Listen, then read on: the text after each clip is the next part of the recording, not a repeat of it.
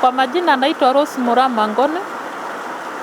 Mimi ni mtoto wa 3 kwa hii familia. Watoto wetu walipopotea, tuliripoti kila polisi.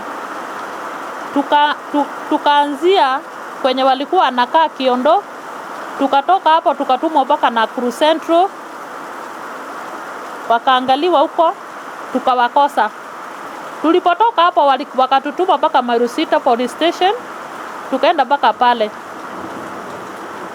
Hatukupata. Sasa tulirudi mpaka kwenye watoto wetu walikuwa. Tukapata kuna brother yangu alikuwa na bibi yake huko. Walipokuja kuchukuliwa bibi yake alikuwa. Walichukuliwa mwendo wa saa 5 kuelekea saa 6. Hata chakula yenye walikuwa wamewekelea jikoni tulipata imeungulia jikoni pamoja na sufuria. Tukachukua huyo bibi yake tukaenda naye mpaka police station akalipoti. Kutoka hapo tukaenda mpaka Marusita akalipoti. Kutoka hapo landlord kwenye walikuwa nakaa alikuwa amepigiwa simu na mtu anaitwa Peter. Ati kama hao vijana wamechukuliwa hapo. Landlord akasema hawajachukuliwa. Haikuchukua 30 minutes hao vijana wakafanya nini wakachukuliwa. Na walipokuja kuchukuliwa walikuja kuchukuliwa na gari ilikuwa personal ya white lakini ilikuwa na number plate. Saa kutoka hapo tulipochunguza hiyo maneno msichana na landlord wakashikwa. Kushikwa kupelekwa ndani. Msichana anasema mimi mkinipeleka mpaka Marusita nitawaonyesha wenye waliwabeba. Kutoka hapo msichana aliposhikwa akafunguliwa saa 5 ya usiku na landlord aliposhikwa ndio aeleze juu ya huyo Peter na yeye akawaachiliwa. Ndio tunaomba hii serikali ya Kindiki saa hizi watusaidie tu tuone kama watoto wetu watapatikana, angalau tu hata tuzike tu tuone tu ni watoto wetu tuzike kuliko tukae hivi. Ndio tunaomba Kindiki hao wenye wanafuatilia kesi yetu waondolewe hiyo kesi yetu, hiyo ifuatwe na askari wengine wenye Kindiki atatutumia kutoka headquarter. Wafuate hiyo kesi ndio angalau tuone kwa sababu data ukweli inaonyesha na mwenye ako na hii kesi data ilitoka lakini atusomei. Tukienda kwa ofisi anatufukuza. Omboto tulikuwa tumeongea na yeye tarehe 7.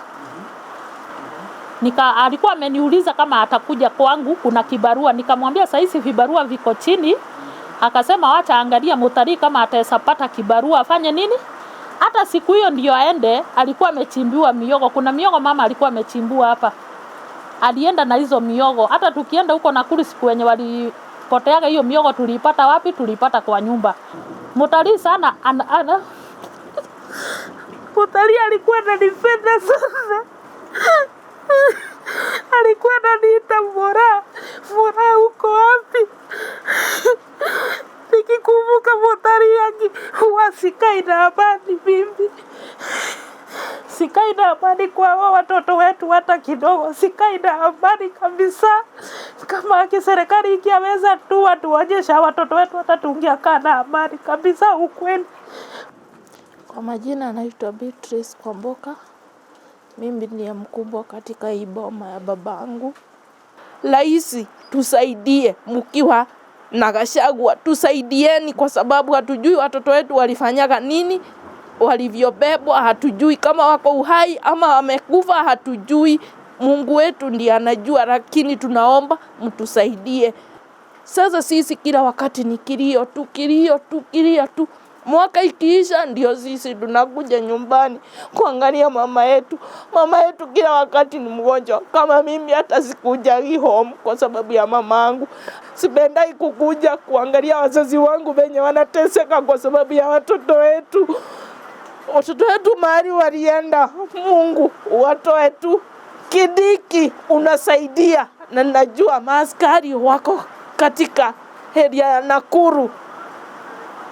Wacha tu niseme ukweli, wengi wao ni corruption, hakuna kitu wao wanasaidia. Tusaidie tu.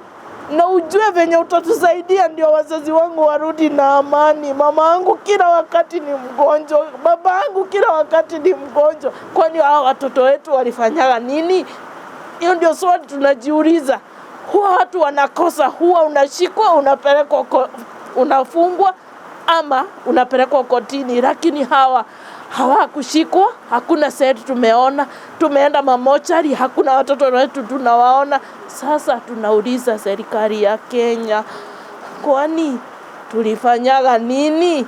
Sisi wadogo hatuna wa kutushikilia, hata kidogo hatuna wa kutushikilia kabisa.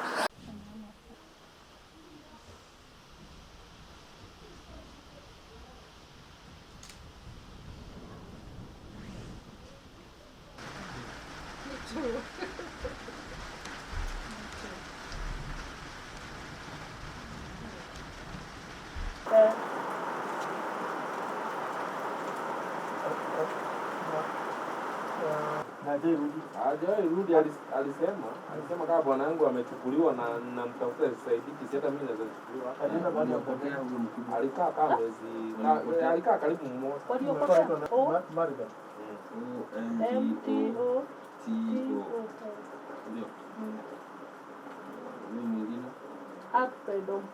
Akaacha watoto.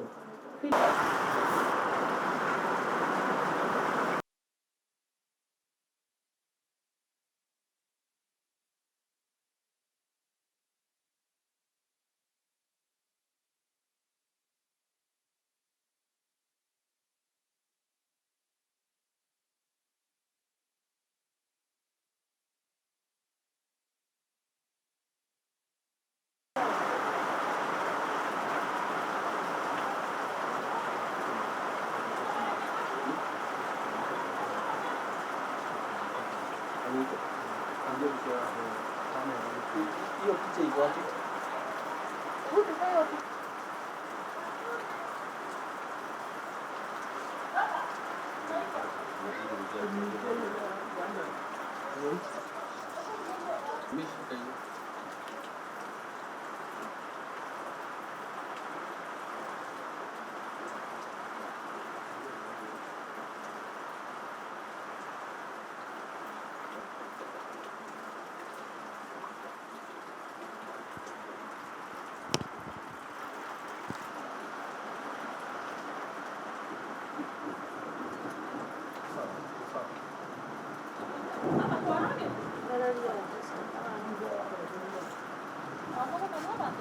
Mami siapa yang tersuai?